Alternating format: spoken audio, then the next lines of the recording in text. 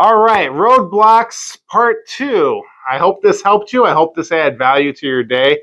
I gotta say, this is not fun topics, but remember, here at Personal Walk, we use negatives to develop. And if we get to 1,000 subscribers, then I get to get that awesome Viking battle axe, and we get to see what damage it can do.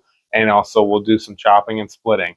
Again, I appreciate your support. Please like and subscribe because why not? Thank you. Roadblocks, part two. We use negatives to develop. Keep that in mind, please. Keep that in mind, please. Personal walkers, please. All right. So the first one is industry knowledge. Now, here's the thing. I spent 6 months studying real estate before I even bought real estate. I wanted to know what I was getting into because we're talking about a lot of freaking money. You know what I mean? We're talking about buying a house you're not actually going to live in, or at least not live in forever. And that's a scary thought. So knowing your industry, whether you're getting into stocks, trading stocks, buying businesses, buying real estate, mutual funds, products or services, whatever you're planning on doing, know your industry. You need to know it better than anyone. You need to know the ins and outs. You know what the newest trends are. You need to be in updates. Like, all that needs to be done. It sounds like a lot of work, but trust me, it's worth it. The second thing is business planning. Now, I just had a friend from high school. Actually, we bumped into each other, and he's seen my stuff here. And he asked me a very good question. He's like, how would you go about starting a business? And I said, well, the first thing I did was I wrote out a business plan. I'm not saying I ever finished it, but I wrote it out. And it actually forces you to know your industry pretty dang well. So I told him I would start with that. The next thing that I told him to do was remember this. Anything that you want to accomplish, that's great. It's just like, for me, when I was in high school doing football and wrestling, it's 90% practice, 10% game time. What does this even mean? So you're at practice constantly. I mean, I sweated probably harder during practice than I did actually on the wrestling mat or I did on the actual field. Like, I actually sweat harder and was way more exhausted. And anyone that's an athlete knows that's true. You have to be putting in 1,000 times more than you do when you're actually going into game time. Because in game time, you want to kind of get your balance a little bit, and you want to not run out of gas too quickly. You want to make sure you keep your stamina up. So that is a big part of it. Is I believe it's 90%. You need to be practicing. Like, I remember driving around, I'd stop and get addresses, look them up on the MLS, and I would run the numbers, run the comps on them, and say, okay, if I bought this single family home, I get it for X amount of dollars, I sell it for X amount of dollars, I make blank dollars. Is that going to be working in this market? No, yes, maybe. I don't know. But I kept doing that. I probably analyzed over 200 properties before I bought my first one. That might sound like a little excessive, and a lot of people might think, oh, that's overanalyzing. But I wasn't ready to buy a house just yet. I still had to save a little bit of money before I did that.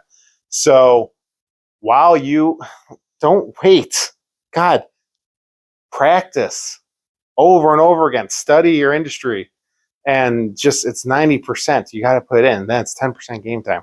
So third one is my favorite, networking. Now, networking is very, very powerful, and I enjoy it so much. I'm a very social creature by nature, and I'm not going to lie. Sometimes it's not about the person you're talking to, but it's about the people they know. And when you're networking like that, and you know that, hey, listen, this person's in, let's say hypothetically, the marketing space. I suck at marketing. I wonder who he's done it for. Oh, he's done it for a ski lift. He's done it for a movie director. He's done it for Nike shoes, whatever. He's done marketing for all of them. He's going to know people that you might need to know. So networking is a very, very powerful tool. So please don't underestimate the power of it. You know what they say? Your network is your net worth. Fourth one, not too much of a fan of this one, is marketing and sales. I suck at marketing. I am not the greatest at it. And sales, I'm not a salesman. I mean, I've read Grant Cardone's book, Sell or Be Sold, but needless to say, great, valuable lessons in there. And I've also read Never Split the Difference, another fantastic book. But yeah, marketing and sales, not a fan of it. But you gotta have the courage to take the step. And marketing it's like we said in part two. You gotta separate your personal brand from your business brand. You have to know the difference between the two. And I wish I learned that early on, because unfortunately my name isn't my business name. I might end up paying the $158 to change my business name, honestly, to separate myself from my business, because marketing your business is not the same thing as marketing your personal branding. So two very different things. And sales, that's leads is life, sales is income. So you gotta learn how to sell. You have to at least be real with people and say, listen, this is an honest service, this is an honest product. If it's not yours, that's fine, but it's here if you need it. Or if you know anyone. Again, that goes back to networking. Maybe it's not the person you're talking to, but maybe they do know someone. Always think about, it's kind of like, I hate to use this term, but it's like my UFC fighter friend said, when you punch someone, you're not punching at them, you're punching through them, like the guy you want to hit's on the other side. And that's kind of like, okay, who do you know? Maybe I can help solve their problem. That's kind of like sales. So we're going to go into 5, financial management. Another fun one. Financial management. So I asked for a credit card limit raised at the beginning of this year. And the guy said, okay, could you just please, if we're going to do this, please check your account once a month. And I go, once a month? Once a month?